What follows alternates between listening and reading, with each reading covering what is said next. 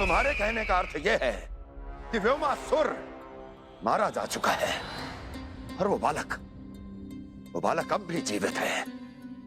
हाँ महाराज, मैंने गोप बालकों को कहते सुना था कि कृष्ण ने छलिया को मोक्ष दे दिया है, पर वृंदावन सुरक्षित नहीं है महाराज। वो एक बहुत बड़ी समस्या से जूझ रहे हैं। कैसी समस्या? गांव के निकट क्षेत्र में किसी विषैले सर्प का निवास है। उसके विष का प्रभाव इतना भयानक है महाराज, जैसे विष ना हो, स्वयं हलाहल हो। मेरी कोई भी औषधि रोगी का उपचार नहीं कर पा रही थी। निकट के क्षेत्र में कहां है वो सर्प? गोप मानते हैं कि वो सर्प गांव के निकट यमुना नदी के जल में रहता है।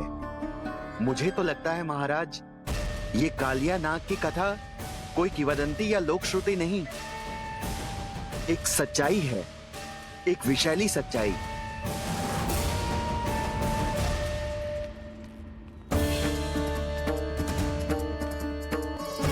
कालिया का सामना करने का समय आ गया है, पर उससे पहले मुझे बुलाना होगा उन्हें।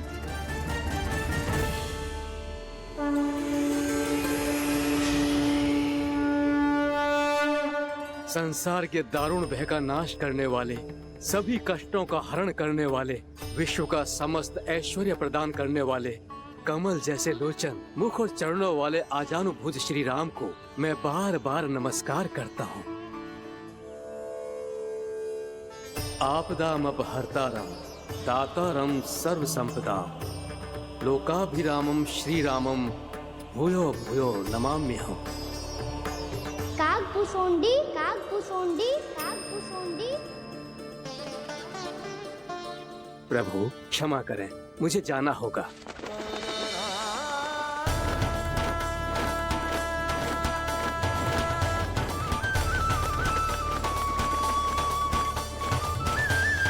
प्रणाम प्रभु। अनेक बार मैं आपके दर्शनों के लिए आया प्रभु। कभी नंद भवन के झरोखों से आपके दर्शन करके चला जाता था, तो कभी दूर किसी वृक्ष की आड़ से आपको निहार लिया करता था। आज आपने स्वयं मुझे बुलाकर धन्य कर दिया प्रभु।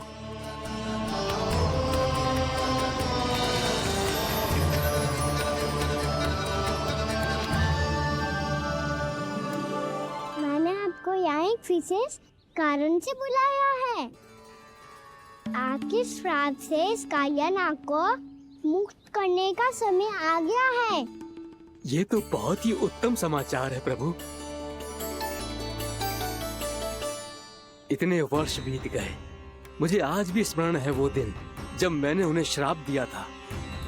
अपने क्रोध पर नियंत्रण खोकर बहुत बड़ी भूल कर दी थी मैंने प्रभु। बीती हुई घटनाओं पर दुखी होके कोई लाभ नहीं है। हमें भविष्य की ओर देखना होगा।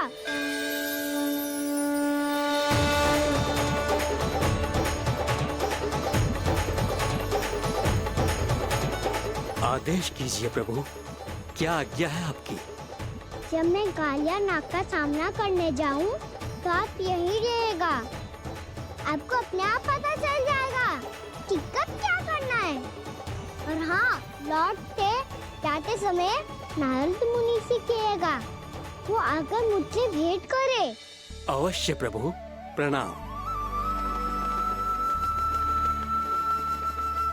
क्या इसने सच्ची में देवर्षि नारद को बुलाया है? नारायण नारायण। आपको संदेश भेजने की आवश्यकता नहीं थी। आप स्मरण करते और मैं चला आता।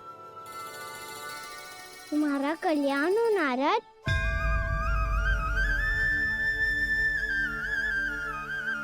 मैंने तुम्हें एक विशेष कार्य के लिए बुलाया है। आज्ञा दीजिए प्रभु। तुम्हें एक बार फिर कंस से भेंट करनी होगी। विचार कीजिए महाराज। क्या आप बिना किसी शंका के कह सकते हैं कि कौन सी पंखुड़ी पहली है और कौन सी आठवीं? उस दुष्ट से भेंट करना स्वयं कीचड़ में उतरने के समान है प्रभु। कमल पुष्प प्राप्त करना हो तो कीचड़ में उतरना पड़ता है नारद। आपका आदेश तो मैं स्वप्न में भी नहीं टाल सकता प्रभु। कंस कालिया नाग के बारे में जान गया है, पर वो उसका सामना करने का साहस नहीं कर पाएगा। मैं आतुर हूँ प्राप्ति, मूर्ख नहीं। मेरी बुद्धि फिर नहीं गई है। मैं स्वयं उस कालिया जैसे महाविषैले सर्प के सामने खड़ा हो जाऊं और अपने ही काल को आमंत्रित कर लूं। तो फिर अपने लाभ के लिए उसका प्रयोग करने का कोई और उपाय सोचिए स्वामी। कुछ ऐसा कीजिए कि यमुना नदी का पूरा जल विषैला हो जाए और वृंदावन वासी उसका उपयोग करे, और आपका काल कहलाने वाला वो बालक स्वयं काल के गाल में चला जाए। उत्तम उत्तम सुझाव है प्राप्ति। अब मुझे उस कालिया तक पहुंचने का मार्ग ढूंढना होगा। उसको विवश करने का कोई उपाय ढूंढना होगा, क्योंकि व्यक्तिगत रूप से उससे भेंट करना असंभव है। असंभव। आप सही कह रहे हैं प्रभु। कंस में उतना सामर्थ्य नहीं कि वो कालिया नाग का सामना स्वयं कर सके। वैसे तो कालिया गरुड़ देव का भी सम्मान नहीं करता, तो फिर वो कंस का सम्मान क्यों करेगा भला? नहीं करेगा, पर कंस तुम्हारा सम्मान अवश्य करेगा नारद। तुम्हारी बातें भी सुनेगा और मानेगा भी। ये मेरी योजना का बहुत ही महत्वपूर्ण भाग है। तुम कंस के पास जाओ और कहो कि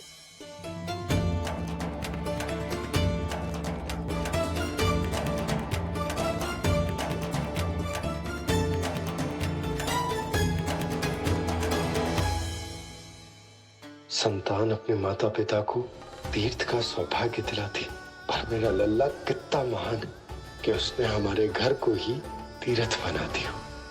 ऐसा तीर्थ जहां मेरी आंखों के सामने भक्त और भगवान का मिलन हो रहा है। जो आज्ञा प्रभु।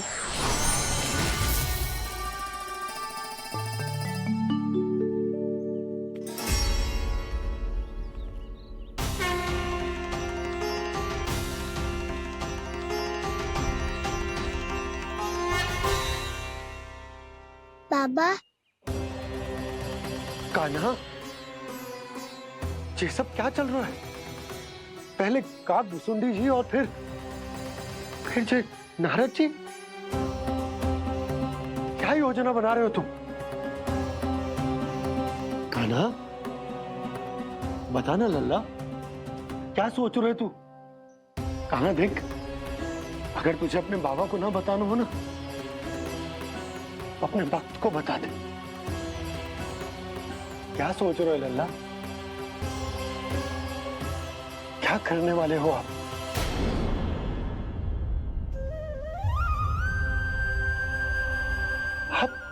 आप इतने दुखी क्यों हो? कान्हा, कान्हा, क्या होगा?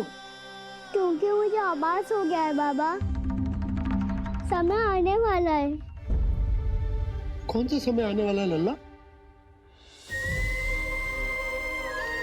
शीघ्र सब कुछ बदलने वाला है। भैया को मेरा सत्य पता चल जाएगा बाबा।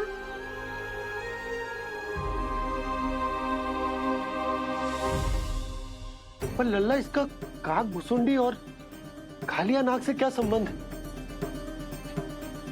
ऐसा क्या हुआ था और क्या होने वाला है?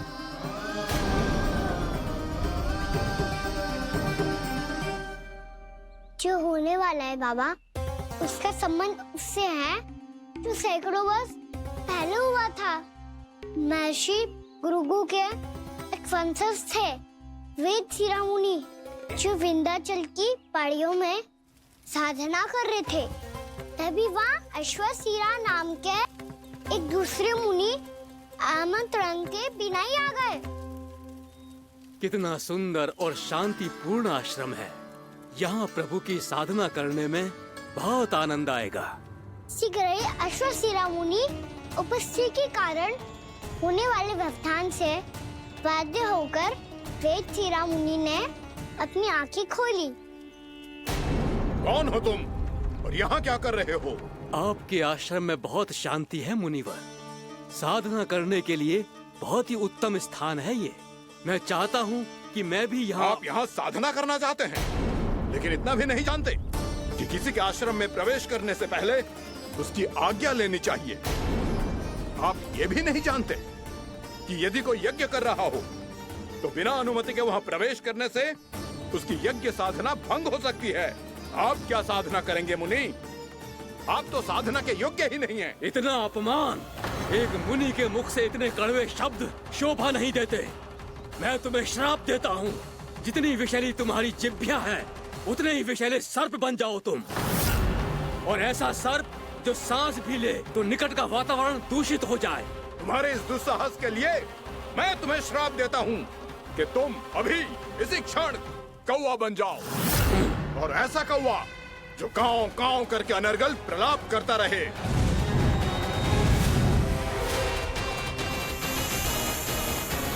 ये मैंने क्या किया? ये मैंने क्या किया? क्रोध के कारण दोनों ने एक दूसरे को श्राप दे दिया। पर दोनों ही मेरे भक्त थे, और भगवान होकर मैं अपने भक्तों को इतनी कठिनाई में कैसे देख सकता था। इसीलिए जिस संकट में उन दोनों ने अपने आप को फंसा लिया था, उसका समाधान करने में मैं उनके पास गया।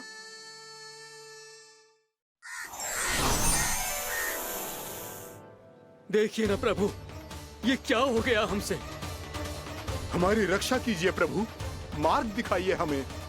क्रोध पर नियंत्रण ना होने के कारण आप दोनों ने एक दूसरे को बहुत ही भीषण संकट में डाल दिया है। अब दोनों ही तपस्वी, तप के बल से दिए गए आपके श्राप को लौटाना भी संभव नहीं है। प्रभु कोई तो उपाय होगा, हम आपके शरण में हैं प्रभु। अपराध तो हमसे हुआ है प्रभु, पर अब आपसे ही आशा है।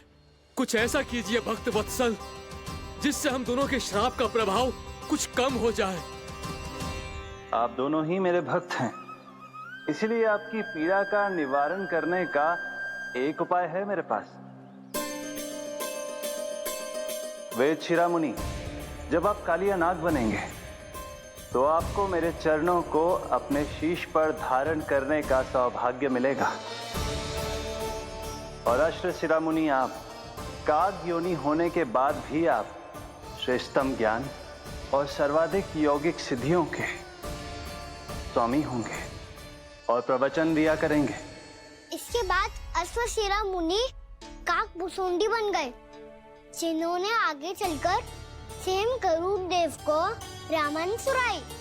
और मुनि वेदशिरा महर्षि कश्यप और देवी कत्रियों के पुत्र कालिया नाग बनकर जल में।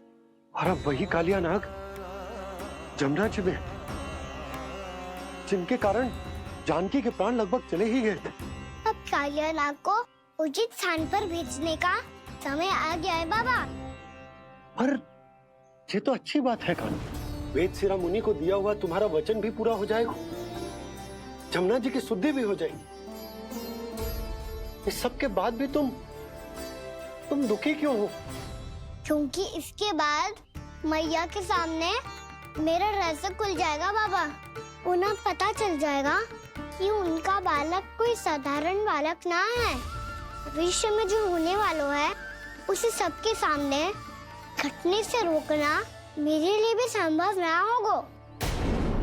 मैया को सब पता चल जाएगा। क्या पता चल जाएगा रे मुझे?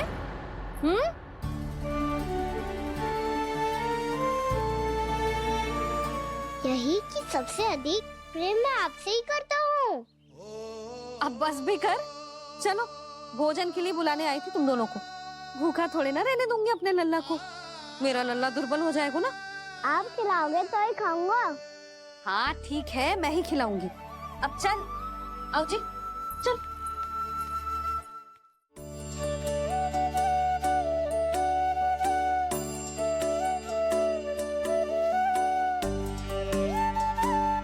मैया खेलो ना मेरे साथ। मैया सुनो बात ना मानोगी? अभी बहुत कार्य पड़े लल्ला, देख जानकी को औषधि भी देने जानो है ना। औषधि मैं दे दूंगा, फिर तो खेलोगी ना आप मेरे साथ? पिछले कुछ दिनों से अपनी मैया का अधिक से अधिक प्रेम पाने का प्रयास करो है कान्हा। इसका तो एक ही अर्थ हो सकता है कि कछु बहुत बड़ो होने वालों है। कान्हा रुक जा लल्ला। कान्हा क्यों तंग कर रहा है? मैया को पहन लेना। कान्हा, कान्हा, ये क्या करो तूने?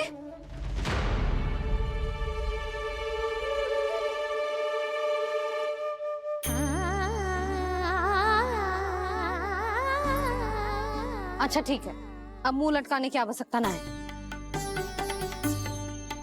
ये ले।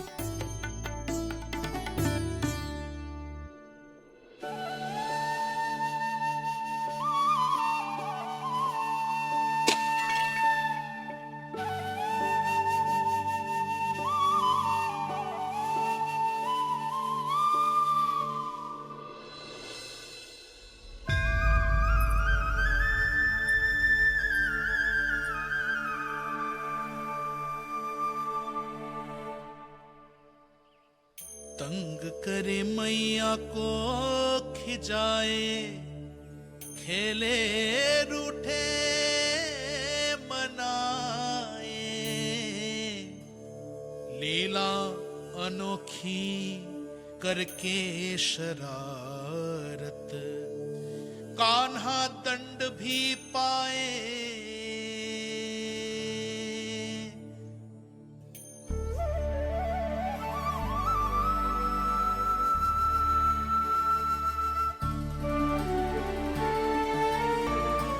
रूठना मनाना, खेलना खिलाना, पहले शरारत करके क्रोध दिलाना और फिर क्षमा मांग लेना, ये सब जानबूझकर कर रहे है कान्हा। जैसे जीवन भर के लिए अपनी मैया की ममता को अपने हृदय में समेट कर रखना चाहते हो। कैसे कैसे करूं उस कालिया से मित्रता, कैसे करूं उसका उपयोग?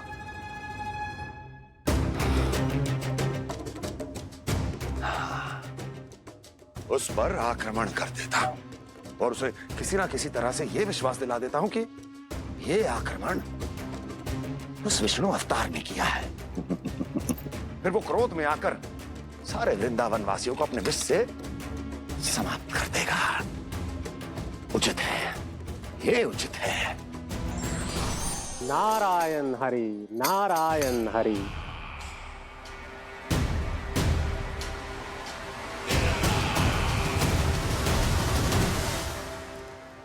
कृष्ण विष्णु अवतार है, आप विष्णु के भक्त हैं।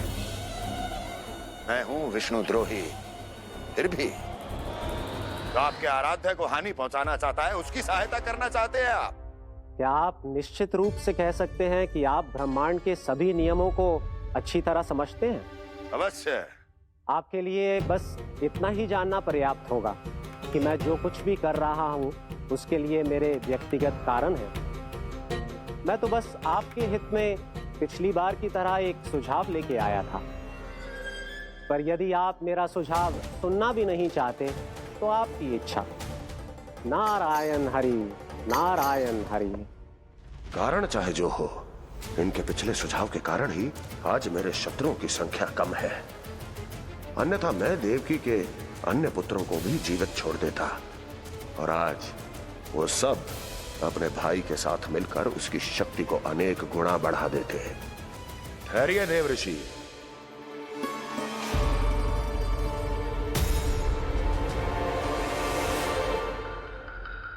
बताइए, क्या सुझाव है आपके पास? मेरे सुझाव का नाम है कालिया नाग।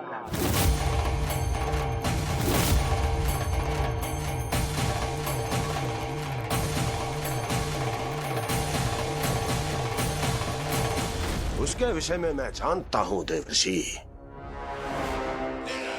तो समस्या यह है कि मैं स्वयं उससे मिलने नहीं जा सकता, उससे भेंट नहीं कर सकता, उस कृष्ण की हत्या के लिए उसको वृंदावन जाने के लिए तैयार नहीं कर सकता। तो मत जाइए उसके सामने और ना उसे भेजिए कृष्ण के सामने। हर बार आप किसी न किसी असुर को अपने शत्रु के क्षेत्र में भेजते हैं, जहां शत्रु उसका सामना करने के लिए पूरी तरह से तैयार होता है और आपका असुर मारा जाता है। इस बार शत्रु को युद्ध स्थल चुनने का अवसर मत दीजिए महाराज। इस बार योजना का जाल ऐसे बुनिए कि कृष्ण स्वयं उसके पास जाने के लिए विवश हो जाए। कालिया नाग स्वयं काल है, मृत्यु का दूसरा नाम है। उसके विष का उपयोग अपने लाभ के लिए कीजिए महाराज। वैसे कालिया के विष की अधिकता का अनुमान तो होगा ही आपको।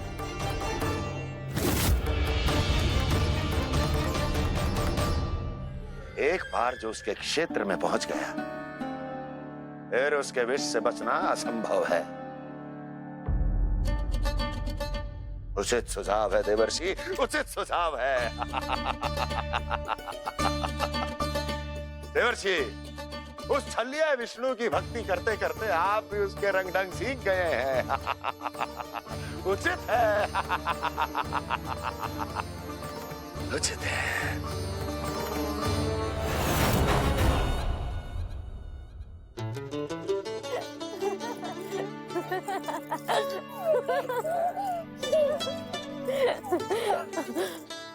बस बस, बहुत आनंद ले लियो लल्ला। बस अब दूध पी ले। ठहर ठहर, गर्म है। जी ले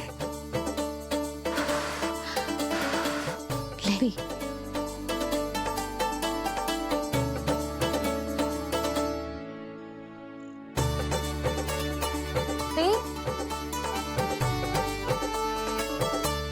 मैं ना होती तो ना जाने क्या होता तेरा।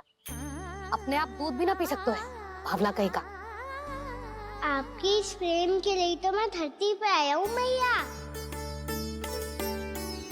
मैं भी यही सोच रहा हूँ यशोदा कि तुम ना होती तो मेरा क्या होता।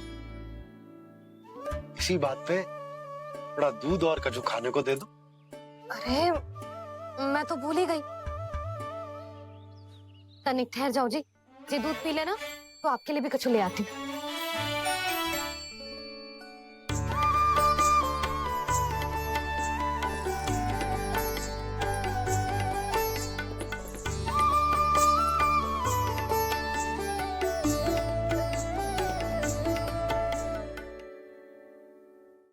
प्रणाम महाराज। आपकी आज्ञा के अनुसार बिल्कुल वैसा ही पत्र तैयार किया है जैसा आप चाहते थे।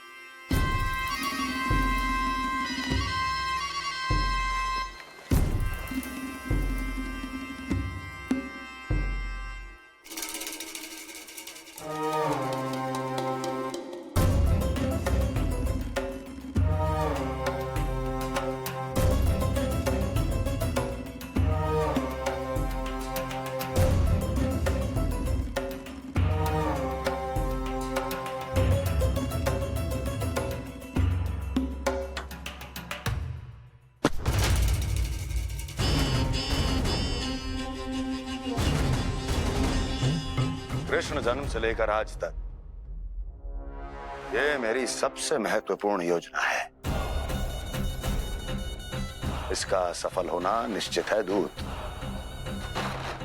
किंतु केवल वही करना जैसा मैंने कहा है। जाओ।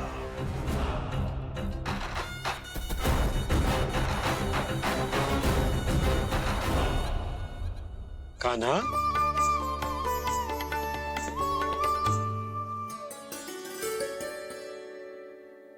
क्या होगा?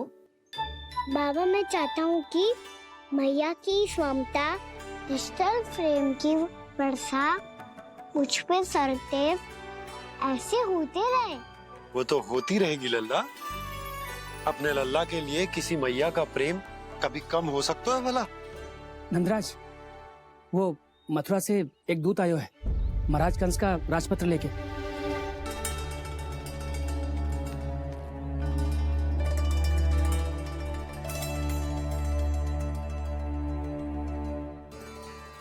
कान्हा, अब क्या करने वाला है? तेरे बाबा कहाँ गए? हाँ? कंस मामा का खेल आरंभ हो गया है, पर मैया वो सब सुनेगी तो व्यर्थ चिंतित हो जाएगी। बस थोड़ा बाहर गया मैया, कछु खा लिए से। बाहर इस समय? मैया क्या होगा? मैया देखो ना, पीठ पे कछु हो रहा है। मेरा हाथ ना पहुंचो, आप करो ना। यहाँ? क्षमा करना मैया, पर अभी बाबा को ही संभालने दो ये सब। कहिए, क्या संदेश लाए हैं आप? नहीं नंदराज, नहीं। महाराज कंस का आदेश है कि ये संदेश सभी गांव वालों के साथ ही पढ़ा जाए। ठीक है, मैं गांव वालों के सामने पढ़ दूंगा, पर मुझे तो दीजिए पढ़ने के लिए। महाराज की आज्ञा का पालन करना आपके लिए भी आवश्यक है नंदराज। सभी गांव वासियों की सभा बुलाइए। बंसी, सभी गांव वालों की सभा बुलाओ। राजपत्र में ऐसा क्या संदेश भेजो है कंस ने? अब मेरे पत्र को पढ़कर सब भौचक के रह जाएंगे। और वो कृष्ण, उस कृष्ण के पांव के नीचे से तो भूमि खिसक जाएगी, आकाश फट पड़ेगा, बिजलियां गिर जाएंगी। प्राप्ति, ओ प्राप्ति, कंस का पत्र। स्वयं को बहुत अधिक शक्तिशाली समझता है ना वो। अब देखता हूं कैसे वो इस महासंकट का सामना करता है। वो कृष्ण, वो अपनी मृत्यु स्वयं चुनेगा या मृत्यु की वेदी पर चढ़ा देगा।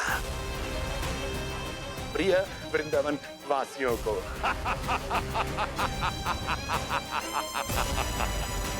अब आएगा आनंद प्राप्ति, अब आएगा आनंद। सबको इकट्ठा करवा के ही पढ़वाएगो। अवश्य ही कोई विशेष संदेश दिया होगा कंस ने। मैं भी यही सोच रही हूँ सुलक्षणा जी, कछु ना कछु तो विशेष है, और जे हो क्या सकता है?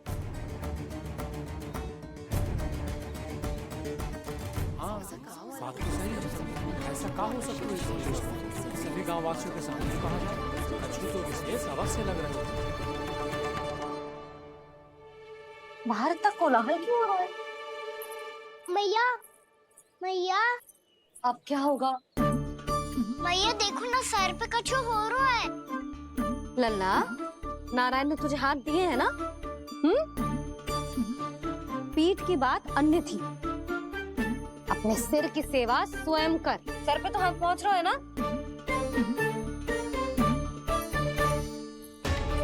मैया सुनो ना, मैया देखो ना, तीव्र कर कछु हो रहा है। मैया देखो ना, तीव्र कछु हो रहा है।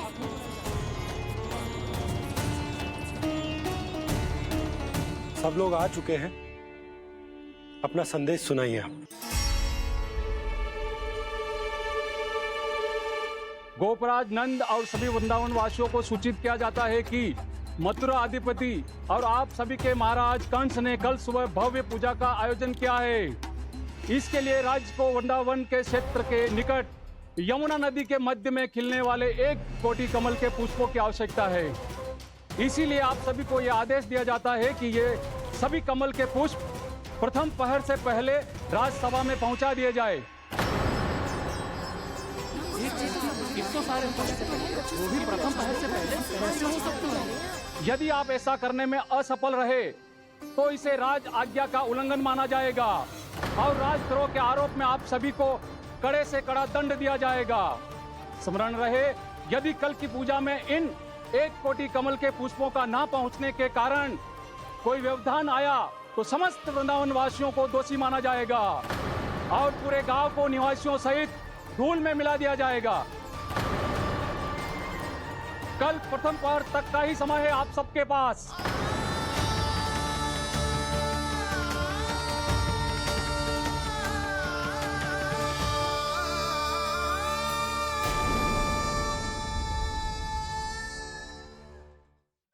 1 कोटि कमल पुष्प, वो भी कल प्रथम प्रहर में? ऐसे कैसे संभव है? और कोई साधारण पुष्प ना, यमुना नदी के मध्य खिलने वाले विशेष कमल के फूल चाहिए उन्हें। लेकिन यमुना नदी में तो कालिया नाग ने विष घोल के रखा है, तो फिर कैसे हो पाएगा? यह संभव है। हमारी मृत्यु का संदेश भेजा राजा कंस ने। सदैव की भांति इस समस्या पर भी गांव के बड़े ही विचार करेंगे। बालकों का यहाँ होना उचित ना है।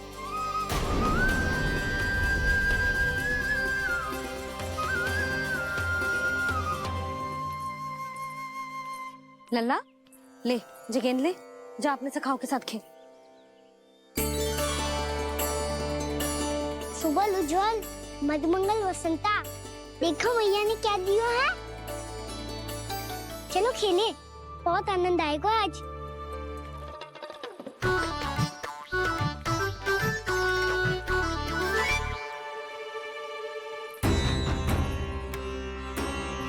भानु, बंसी, जाओ और शीघ्र ही वो घेरे का कार्य समाप्त करो।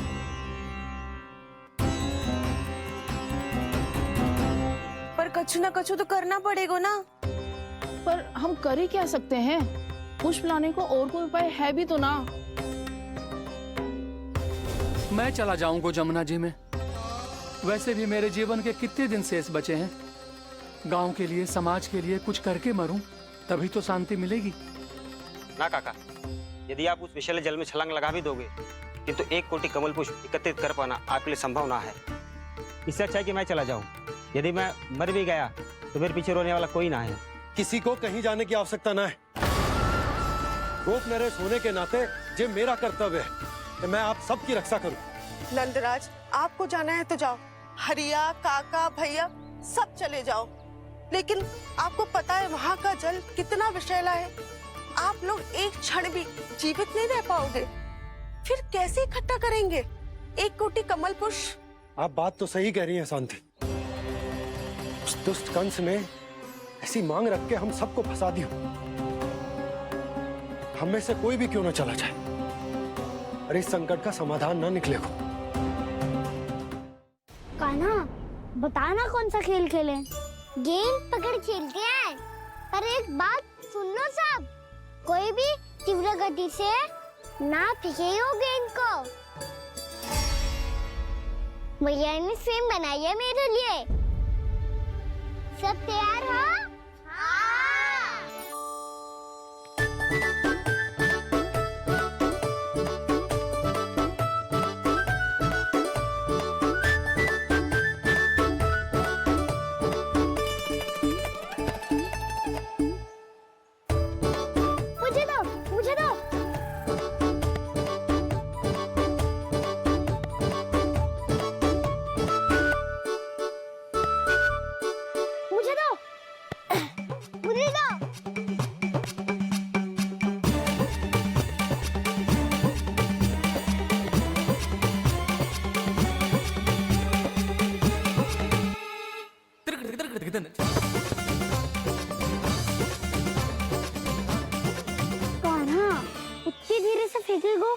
तो कैसे आनंद आएगा? थोड़ा बल लगा के फेंक। हाँ कान्हा, हम अभी बड़े हो गए हैं, तू अब भी छोटे बालकों की तरह फेंक रहा है।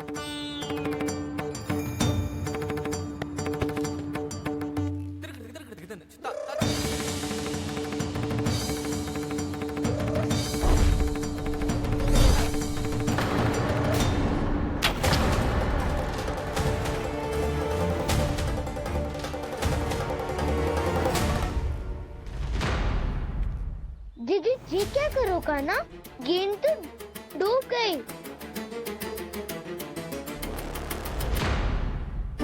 अच्छा, तो ये सब इसकी योजना का भाग था ताकि ये कालिया का सामना कर पाए। तुम सबने तो कही थी तीव्र गति से फेंको। देखो फिकवा दी ना मेरी गेम मुझसे नदी में। अब मुझे जाके लानी पड़ेगी। रुक जा कान्हा, रुक जा कान्हा। जी क्या बोल रहे थे कान्हा? इसमें तो बहुत संकट है। कोई भी संकट मेरी मैया का उपहार खोने से बड़ा ना है। बहुत प्रेम से बना के उन्होंने दी थी। हे नारायण, कोई उपाय समझ में ना आ रहा है। मैया, अब कैसे करेंगे हम अपने गांव की रक्षा? कीड़े पड़ेंगे उस दुष्ट को। यदि उसके कारण किसी के प्राण चले गए तो कौन सा फल मिलेगा उसे इस पूजा का? तुम सही कह रही हो यशोदा। हमारे पास कोई और दूसरा विकल्प भी तो ना है। यदि हमने मथुरा की राज आज्ञा का पालन ना किया तो इसका दुष्परिणाम पूरे गांव को भुगतना पड़ेगा।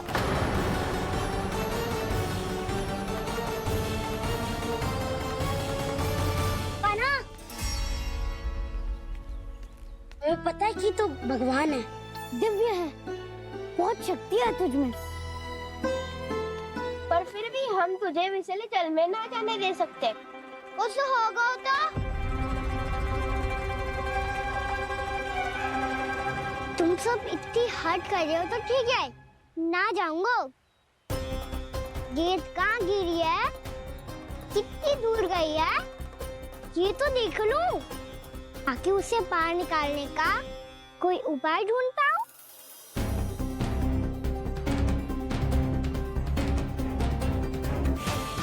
हाँ।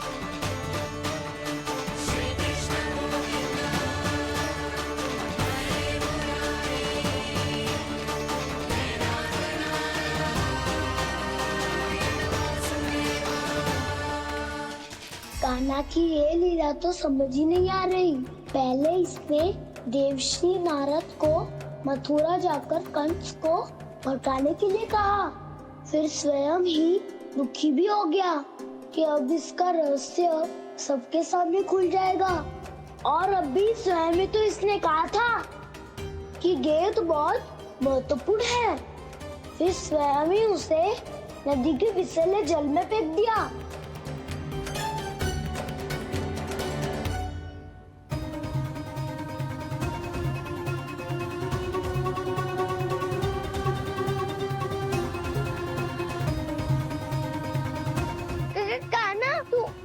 ऊपर क्यों चढ़ रहा है?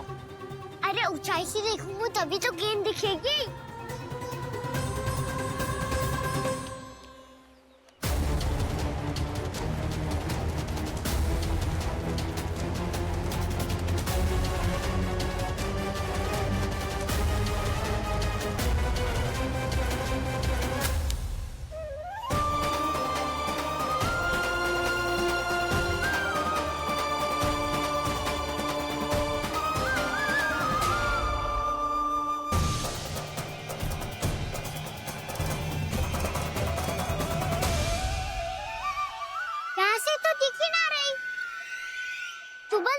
से फेंकी थी ना?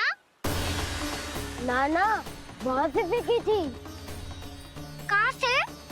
देखा ना, वहाँ से।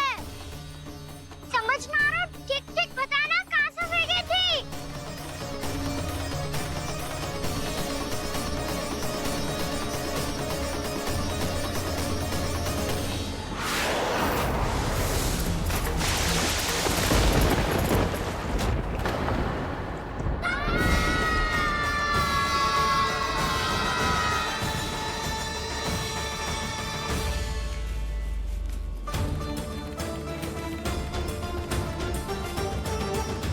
कालिया नाग के क्षेत्र में जाकर कोई भी जीवित वापस ना लौट सको।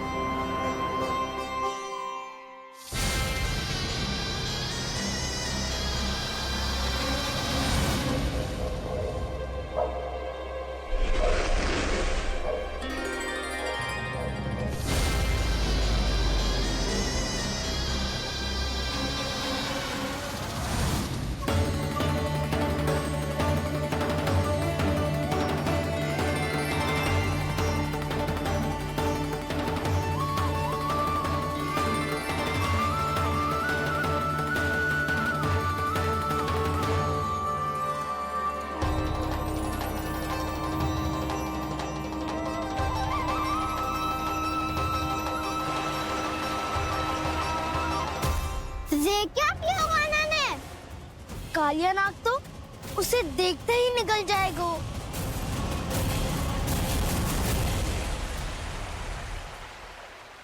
तो आरंभ से अब तक सब कुछ उसकी लीला का ही भाग था।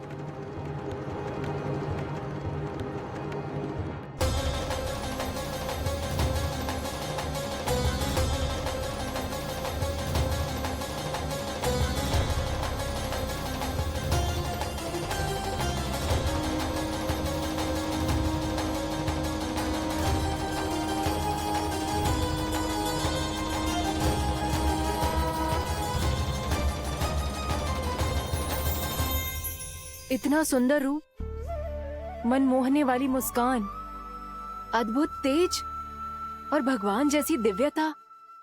कौन हो तुम? हाँ, तुम्हें देखकर तो हम सब सम्मोहित ही हो गए।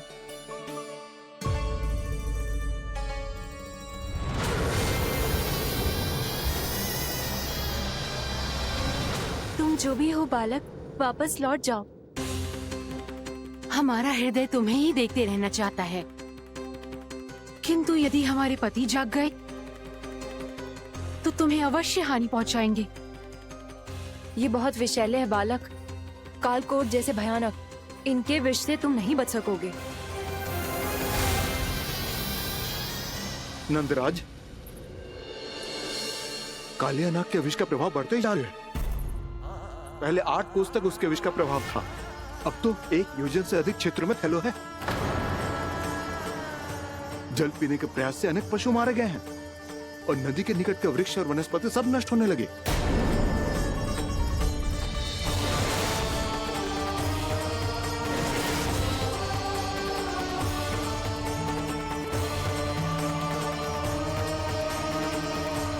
इनके विष की तीव्रता इतनी अधिक है बालक कि इनके संपर्क में आने वाले को तड़पने का भी अवसर नहीं मिलता। इनके विष की अग्नि क्षण भर से भी कम समय में प्राणवायु को जलाकर राख कर देती है।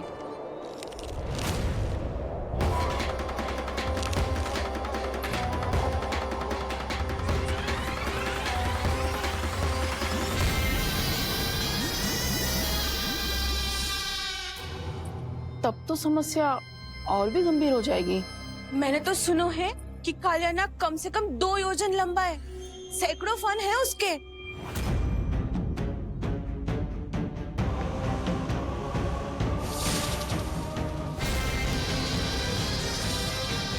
इसका अर्थ तो ये है कि हम दोनों ओर से फंस गए। एक और कंस को 1 कोटि कमल पुष्प देने जो कि कालिया नाग के क्षेत्र में पड़ते हैं, और दूसरी ओर उस कालिया नाग का विष यमुना जी के क्षेत्र में बढ़ता ही जा रहा।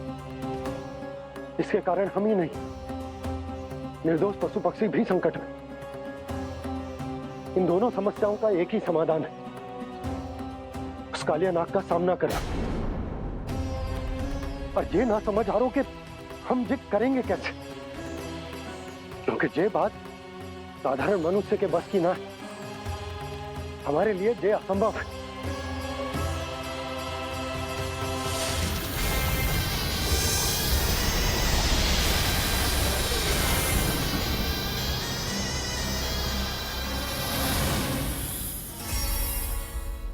अब तो तुमने अपनी आंखों से भी देख लिया बालक, ये कितने विषैले हैं। नींद में भी विष उगलते हैं। इससे पहले कि तुम्हें कुछ हो जाए, चले जाओ यहाँ से, मान लो हमारी बात। आप सब मुझे जानती भी नहीं और फिर भी मेरी इतनी चिंता कर रही हैं आप।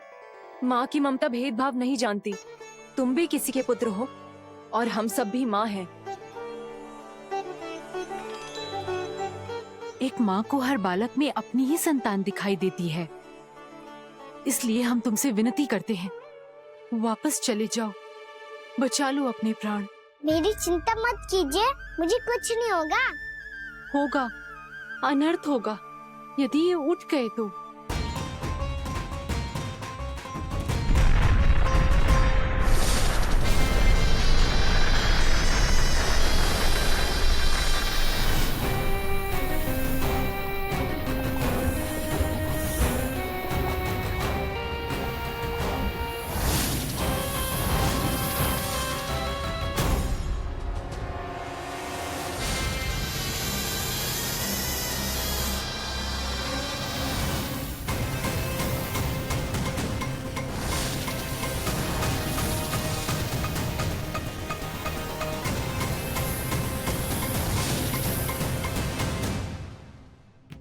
सामने होते हुए भी अपने इश्क को केवल वही देख सकता है जो अपना अभिमान त्याग चुका हो। पर पूर्व जन्म में मेरा भक्त होने के नाते मेरा सत्य स्वरूप देख पाने में मुझे इसकी सहायता करनी चाहिए।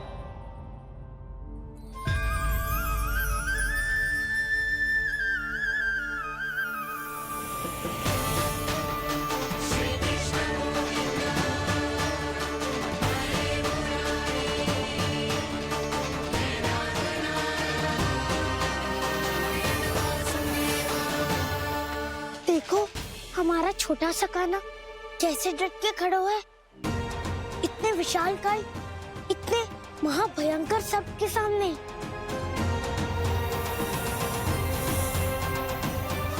ये कोई भगवान नहीं है जो इसके सामने हाथ जोड़ रही हो तुम सब।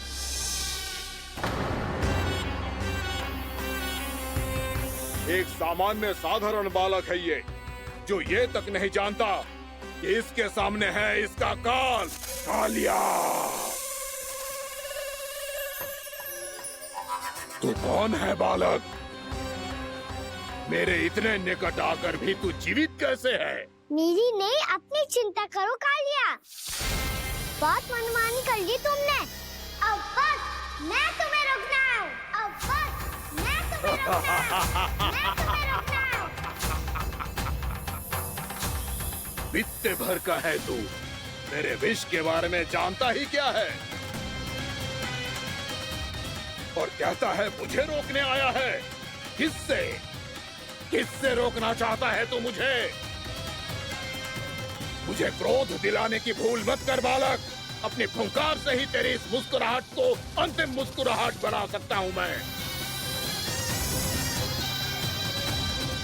शीघ्र बता, कौन है तू और किसने भेजा है तुझे? तुम्हें आवाज दी है कि अपनी पुकारों से तुम कितना विष भूल चुके हो। पवित्र यमुना नदी को कितना दूषित कर दिया तुमने।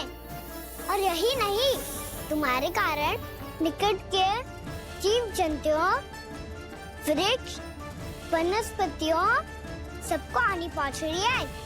तो क्या? मुझे उससे क्या? मुझे है आपत्ति है मुझे तुम्हारी इस व्यवहार से, और इसीलिए तुम्हें यहाँ से जाना होगा, यहाँ से जाना होगा।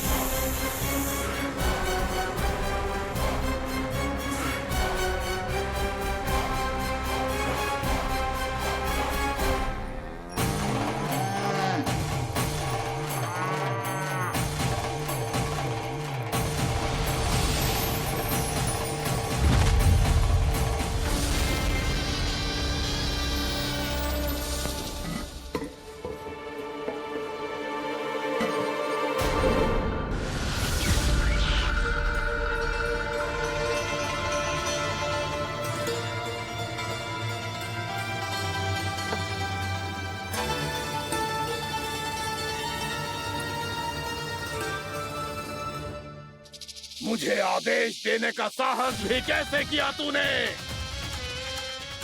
इस क्षेत्र को मैंने अपना राज्य बनाया है, मेरा परिवार रहता है यहाँ,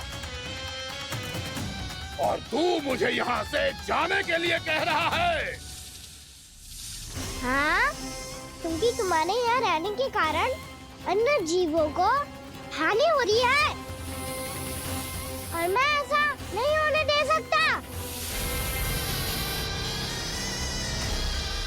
मैं तो बस वही कर रहा हूँ जो एक सर्प का स्वभाव है। विष फैलाना स्वाभाविक है मेरे लिए, इसलिए मुझे चुनौती मत दे बालक। चुनौती तो मैं दे चुका हूँ कालिया। अब तो बस तुम्हें स्वीकार करनी है।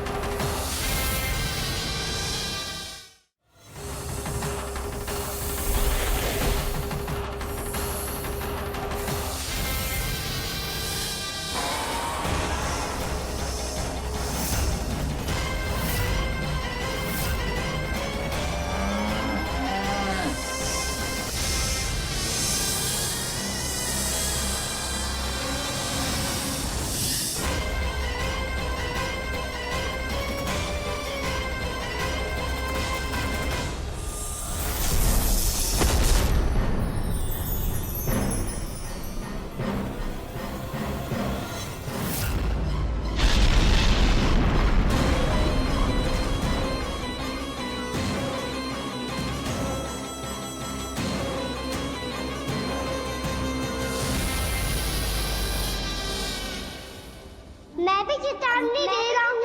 यहाँ से चले जाओ, यहाँ से चले जाओ। अपनी भूल को पहचानो कालिया, तुम जो कर रहे हो अनुचित है।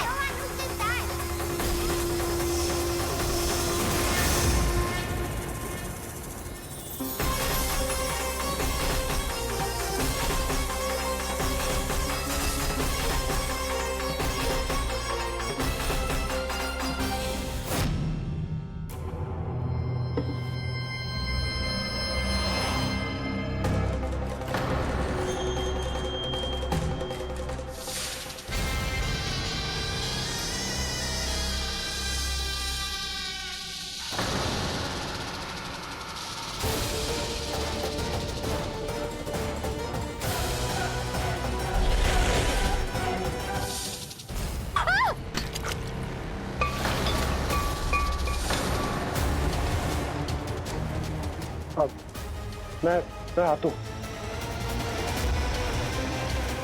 क्या हो गया सुधा? मुझे आवाज हो रहा है जी, कछु ना कछु गड़बड़ है। यशोदा, जो समस्या हमारे सामने है, हम सभी उसका समाधान खोजने में जुटे। तुम विश्वास करो, मैं कोई ना कोई समाधान अवश्य ढूंढ लूंगा। हम कैसे भी करके वो कमल के पुष्प उस कंस तक पहुंचा देंगे। नाना, समस्या उससे कहीं अधिक है, उससे कहीं अधिक बड़ी, उससे कहीं अधिक भयानक है।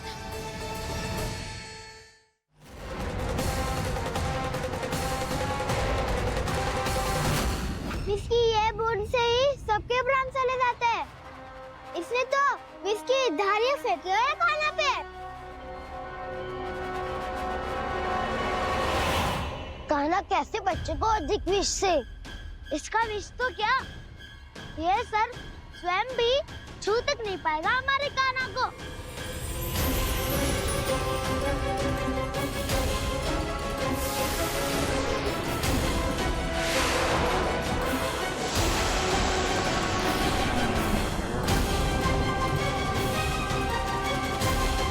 तुम्हारे सखा को, मेरे भाई को कोई हानि नहीं पहुंचा पाएगा। ये कान्हा का सत्य चाहे जो हो बलराम, पर अभी तो जो एक बालक ही है ना। देखो कैसे विष के कारण स्थिर हो गया है।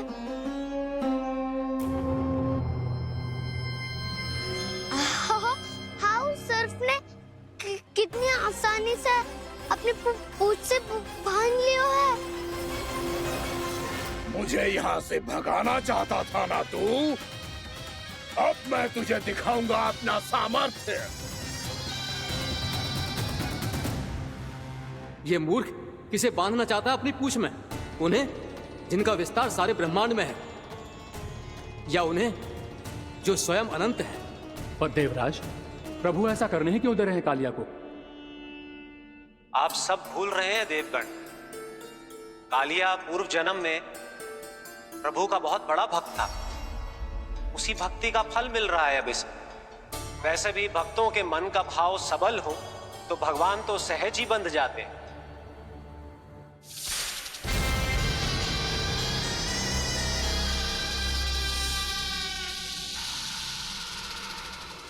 बलराम, तुमने ही तो कही थी कान्हा को कछु ना होगो। देखो दुष्ट ने चारों ओर से जकड़ लियो है।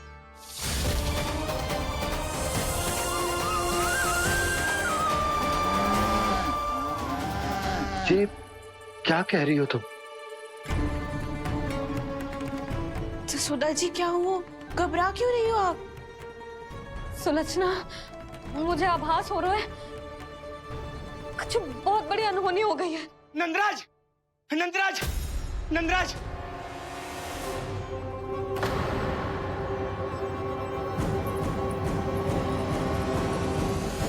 नंदराज, कान्हा ने जमुना नदी में छलांग लगा दी है। कान्हा ने जमुना नदी में छलांग लगा दी है। कान्हा ने जमुना नदी में छलांग लगा दी है। कान्हा जमुना में कूद गया है। मुझे लगा था आज कछु गड़बड़ होने वाली है। मुझे आज कान्हा को ना जाने देना चाहिए था।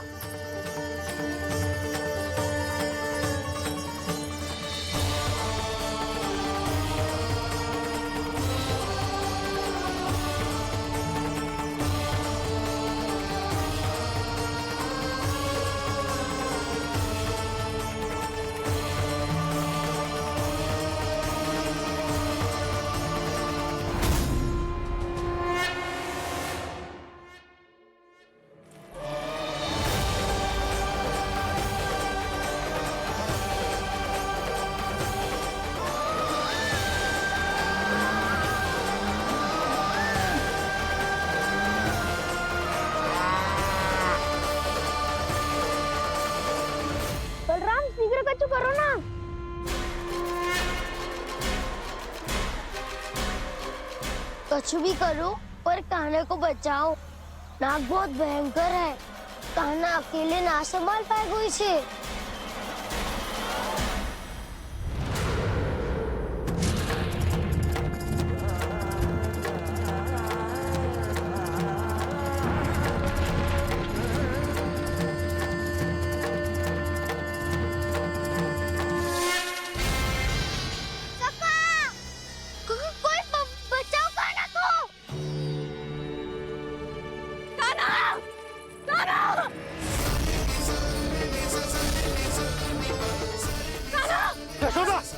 यशोदा रुको। छोड़ दो मुझे, छोड़ दो मुझे। रुकिए, संभालो, बावली हो गई क्या? संभालो।